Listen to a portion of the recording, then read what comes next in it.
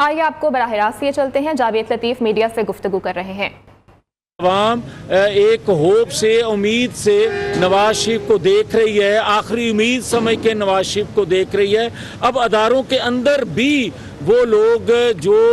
اور سوچ کے مالک تھے، آج وہ بھی اس بات پہ متفق ہو چکے ہیں کہ کسی طور پر بھی نواز شریف کو اگر قوم منتخب کرتی ہے تو راستے کی رکاوٹ نہ بنا جائے۔ اچھا میاں صاحب، اس سوال کا جواب ہی دے دیجیے گا کہ 16 ماہ میں مہنگائی کی شرح بہت اوپر چلی گئی اور عوام واقعتاً اس معاملے میں بہت پریشان ہے۔ بجلی کے بل دیکھ لیں، ہر چیز کے معاملے میں دیکھ لیں، شاید خود دیکھ لیں۔ میاں صاحب کیسے جب حالات و واقعات تبدیل ہو چکے ہیں، 4 سال بعد آ رہے ہیں، تھوڑی گراؤنڈ ریئلٹی ہے، تو کس طریقے سے عوام کو نور کی طرف توجہ کر؟ اگر پاکستان مسلم لیگ کے قائد کا ماضی سارے جانتے ہیں، جو کہ چلیں 15-20 سال کا نوجوان نہیں جانتا، کم از کم آپ تو جانتے ہیں کہ جب نواز شریف 1997 میں آیا اس وقت پاکستان کے کیا حالات تھے، اور نواز شریف نے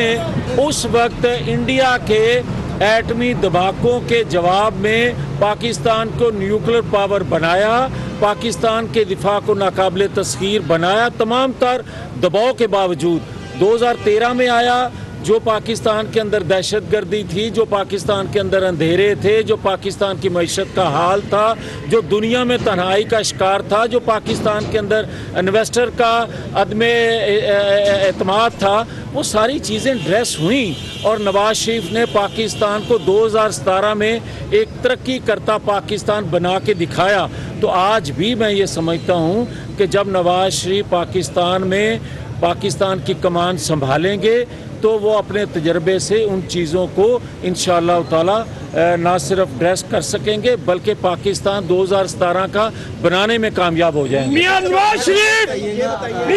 شریف 2-3 سال پہلے آپ عدالتوں میں تھے، جیلوں میں تھے، آپ کی سیاسی جو مخالف سیاسی جماعت ہے وہ اقتدار میں تھی، اس کے بعد آپ اقتدار میں آئے اور آپ کی سیاسی جو مخالف جماعت ہے وہ جیلوں میں عدالتوں میں آئی، تو یہ کیسے کب تک یہ چلتا رہے گا کہ ایک سیاسی جماعت اقتدار میں اور دوسری جیل میں رہے گی؟ بسم اللہ الرحمن الرحیم۔ سب سے پہلے تو آج جو ہم یہاں پیش ہوئے ہیں یہ عمران خان صاحب کے وقت میں انسداد دہشت گردی کا مقدمہ ہم پہ درج کرایا گیا، تو ہم آج بھی ان مقدموں میں پیش ہو رہے ہیں جو عمران خان صاحب کی دین ہے، اور یہ کہنا کہ ہم عدالتوں میں تھے اور ہم جیلوں میں تھے، تو اللہ تعالیٰ کے فضل و کرم پہ جتنے جھوٹے الزامات اپنے سیاسی مخالفین کو جیلوں میں بند کرنے کے لیے عمران خان صاحب نے لگائے، ان سب میں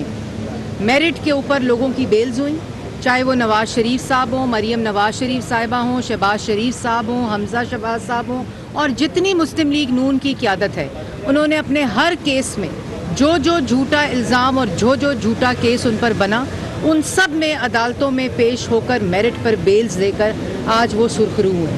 اور جو لوگ آج جیل میں ہیں وہ اللہ تعالیٰ کی پکڑ میں ہیں، کیونکہ یہ مکافات عمل ہے کہ جب آپ دوسرے پہ جھوٹا الزام لگاتے ہیں، اور اس وقت صرف کیونکہ ملک کو لوٹا جا رہا تھا، ملک کی عوام کو تکلیف دی جا رہی تھی، مہنگائی کا طوفان تھا۔ آپ نے بھی سوال کیا کہ 16 ماہ کے اندر جو مہنگائی کی شرح تھی، تو 16 ماہ کے اندر جو مہنگائی کی شرح تھی وہ عمران خان صاحب کی دین ہے، وہ IMF کا وہ معاہدہ ہے جس پہ عمران خان صاحب کے دستخط ہیں، اور اس IMF کے معاہدے کی وجہ سے جس کو انہوں نے ڈیفالٹ کیا، انہوں نے اس کی خلاف ورزی کی،